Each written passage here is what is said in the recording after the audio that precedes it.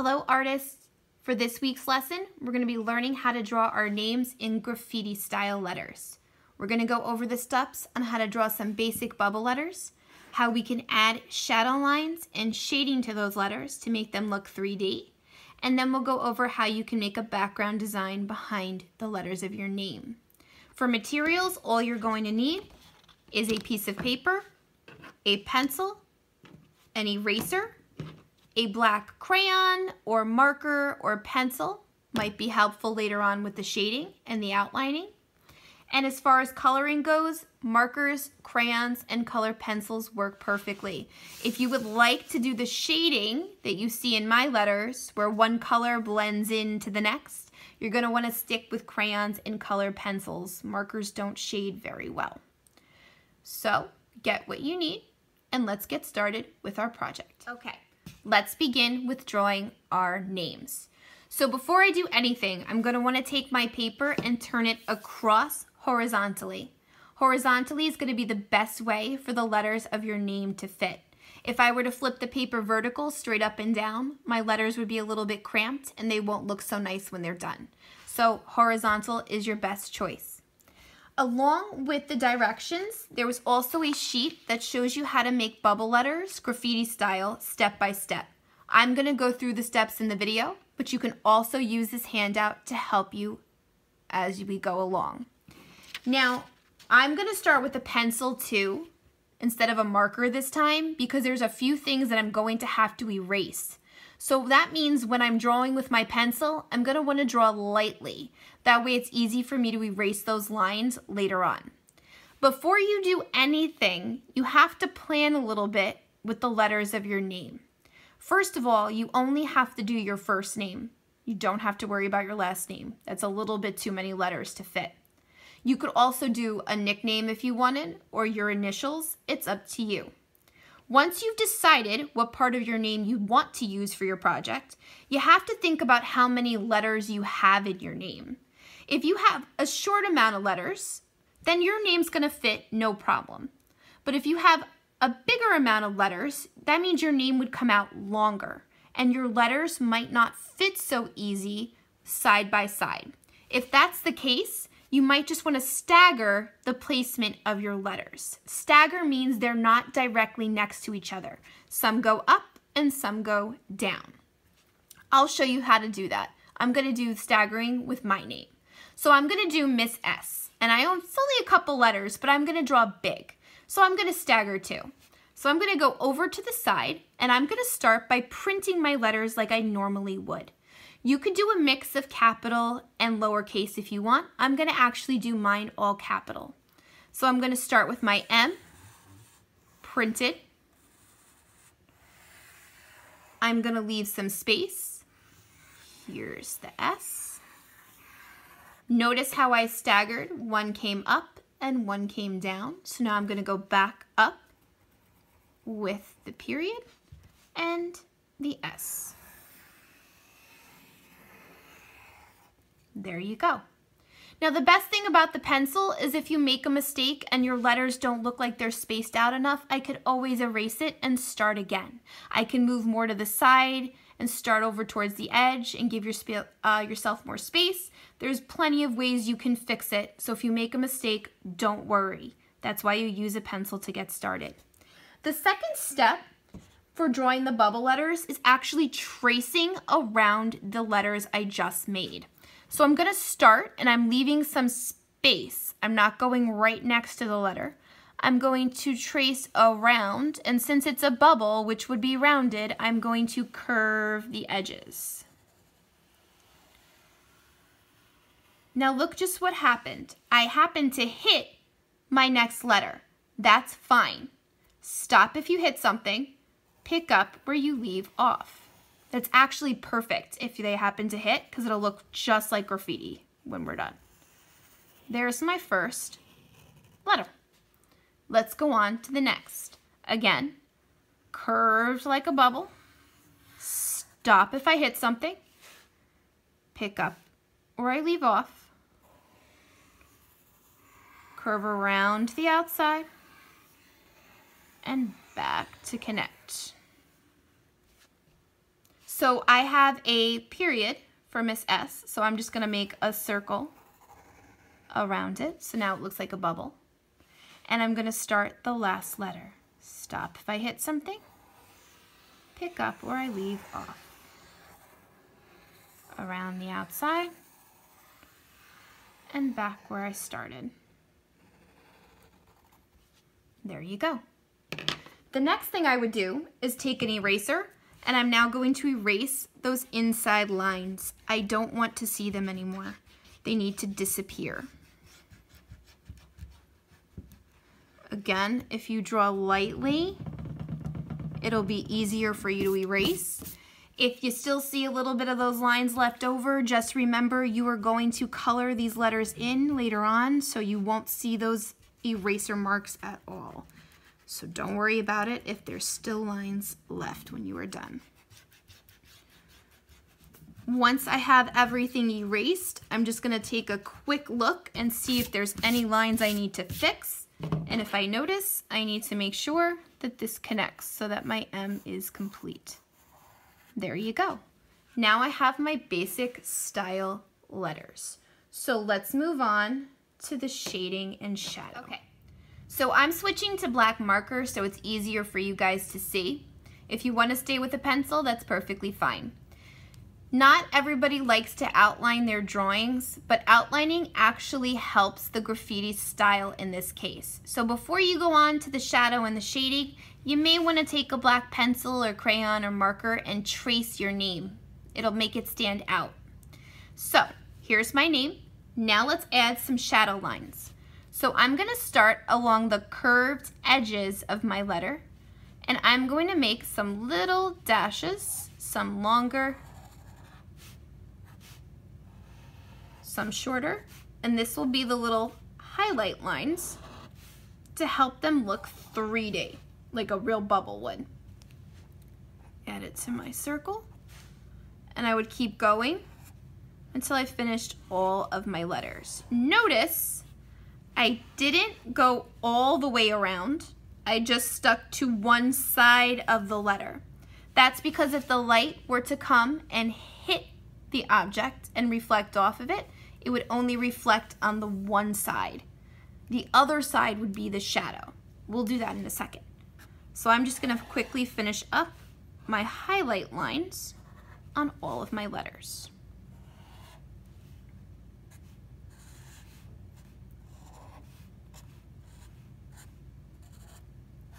Okay, so once I have the highlight where the light would hit, now I'm going to do the opposite. I'm going to do the shadow where the light wouldn't be on the other side. So along the opposite side of my letters, I'm going to take my marker or pencil and I'm going to make a little trace mark and then go back and color it in. This is almost like shading.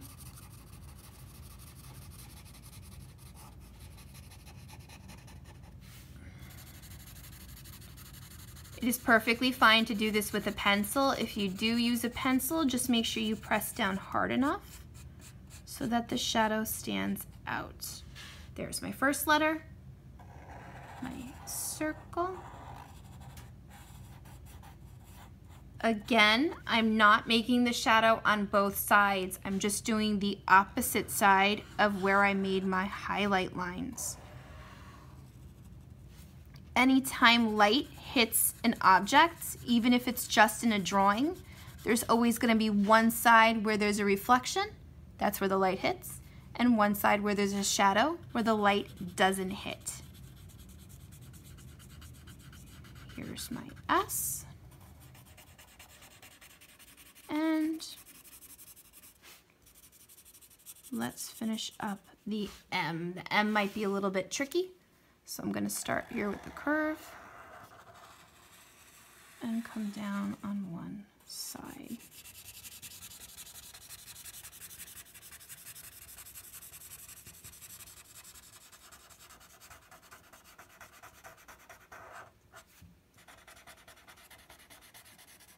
There you go. I think I'll put a little shadow and side curve on the M too. There you have it. and that helps your bubble letters look 3D.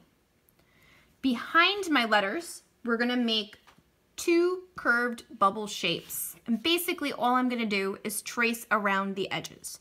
So I'm gonna leave a little bit of space, take my pencil, and trace around my name. So when the letter curves, my pencil curves. Same thing. Underneath, around, and back where I started. That's once. Leave a little bit of space, and I'm gonna do that a second time. Now the second time, I might hit the end of the page. If I hit the end of the page, I stop and pick up where I leave off. Everyone draws differently, so it is perfectly fine if you hit the end of the page. That is no big deal. I'm gonna actually do that again on the bottom. So I stop and pick up where I leave off. And there you have it, your name graffiti style.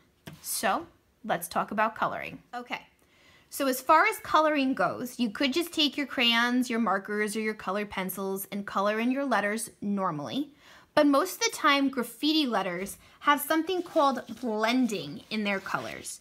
Blending is when you take more than one color and you kind of blend them together so that it looks like a smooth gradient, meaning one color is going into the next. If you're going to use blending for your graffiti letters, you have to think about your color choices before you begin, because certain colors blend well together and certain colors don't. Attached to the directions was a color wheel that is split in half. Half of it shows you the warm colors and the other half shows you the cool colors. Warm colors remind us of warm things like fire. Cool colors remind us of cold things like the water in the ocean. It is a good idea to decide what group of colors you want to use before you start to blend. What I like to do is split my crayons into 2 piles so that I can see my warm and cool colors in front of me and I can make my choice from there. So once you have your colors all laid out, you can go onto your name and start to blend them together. So I think I'm going to use the cool colors on my letters. So I'm going to start with a blue. So here is a blue. And I'm going to actually use a green and a purple. I'm going to do 3 cool colors for my blending. So I'm going to start with the letters themselves. And I'm going to pick my first color. I'm going to do blue. And I'm going to start towards the bottom. And I'm going to color in neatly part of the letter, not the whole thing. So I'm going to go about 1/4 of the way up. Do the same thing on the other side of the M. Once I get as far as I want the blue to go, I am going to switch to my next color, which I'm going to go to purple. And what I'm going to do is I'm going to color over a little bit of the blue that I colored before it. If I do that, I will notice that the colors will blend together in the center where they meet and make a new color, in this case blue-violet. And I'm going to color on the other side of the M the same way. And because I am moving up the letter, I have some more spaces to color in the middle.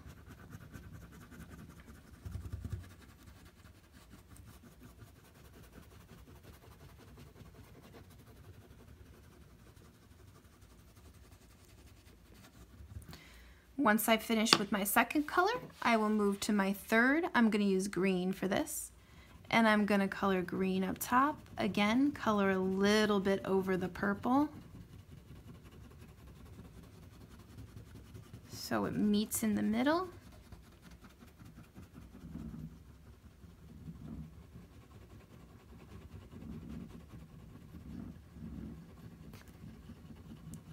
And stop when I hit the top.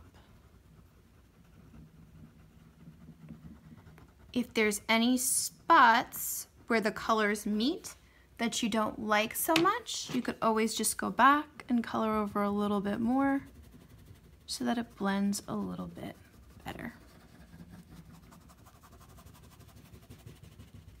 And there you have blending on your first letter. You could do the same thing with the warm colors. You just start from the bottom and you work your way to the top. I actually like to go from the darkest color to the lightest color, but you may want to flip it and go from the lightest to the darkest. It's up to you. And I would continue to do this until all of my letters are complete. So my letters and some of the space behind my letters are all finished and colored in. I continued to use the cool colors on my letters all the way across. I used the three, the blue, the purple, and the green, but if you wanted to, you could always try to blend more than 3 colors. Remember, it's just good to either go from dark to light or light to dark. Since I used the cool colors on the letters, I used opposite colors, warm colors, on the background space. Now we made 2 spaces behind our letters. The first one you should leave white. If you leave the first one white, it helps the letters pop. They stand out from the rest of the paper. The second one is what you would color in. So since I used the cool colors, the purples, the blues, and the greens on the letters, I thought it would look best if I did opposite on this space. So I chose an orange and a red. You can also blend the colors in the space as well. That means you just put the one color down first, and then you can blend a second color right on top of it. If you notice, you can see some of the red blended in with the orange. It's a much smaller space than the letters, but the blending still works. Once you have your letters and your background space behind them complete, you're gonna wanna color in the remaining white part of the paper. That way your letters really pop. If you wanted to, you could just do a simple design, stripes, rainbow, polka dots, but since graffiti is usually found outside, I'm gonna show you how to make it look like a brick wall.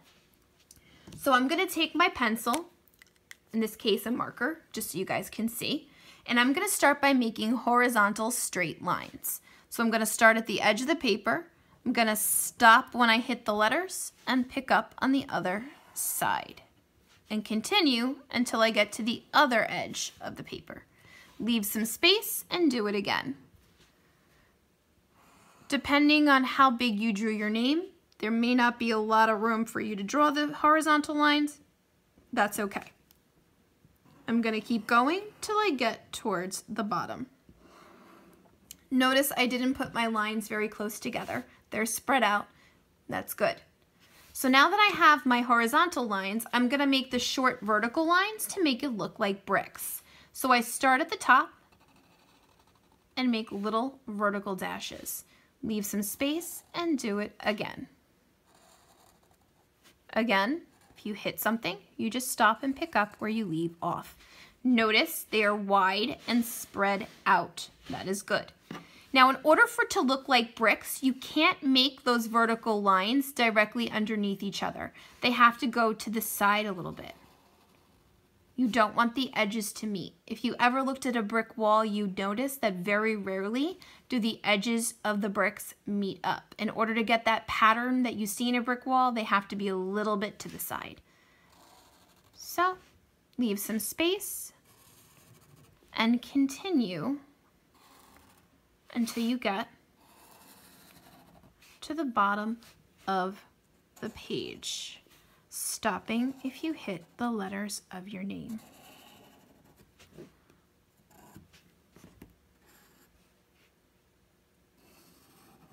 There you go. And that gives you a brick wall pattern. Once you have the bricks drawn, all you need is a brown crayon or a brown colored pencil or marker to color in your bricks. What I like to do is color them brown first. I'll show you just one little section.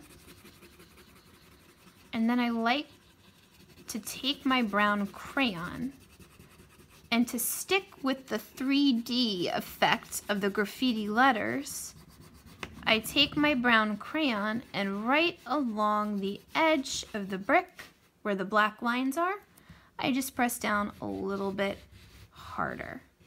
That way it kind of gets a little shadow added to the brick and helps it look 3D. And I would keep going until my wall is completely colored. Remember, you don't have to make a brick wall behind the letters, but it does stick pretty well with the graffiti style that we're going for. When you are done, it will look a little bit like that. Take your time with your coloring. Remember, plan out your colors before you begin, especially if you're going to be blending. You could always maybe even practice on a piece of scrap paper on the back of your project to see if you like the way the colors look blended together before you put them on your letters. Plan it out a little bit. It'll make it much easier as you go along. So take your time with your work, and I can't wait to see what you guys do. Good luck, artists!